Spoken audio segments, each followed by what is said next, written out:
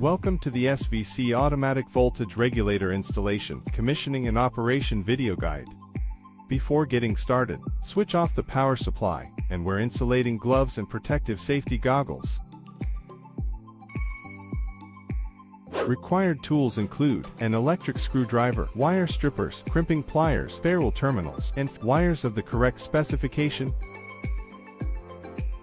Before wiring, open the rear cover panel of the voltage regulator to locate the terminal block.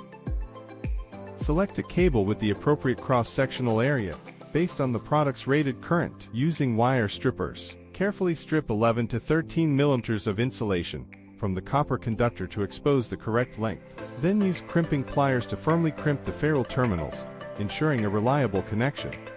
Connect the power supply cables and load cables according to the wiring diagram. To ensure safety, the terminal block must be properly earthed. Warning: do not use the earth conductor as a substitute for the neutral conductor. Doing so will cause the equipment to malfunction or fail. Finally, use an electric screwdriver to tighten all cable connections to the specified torque. Once these steps are complete, the wiring is finished.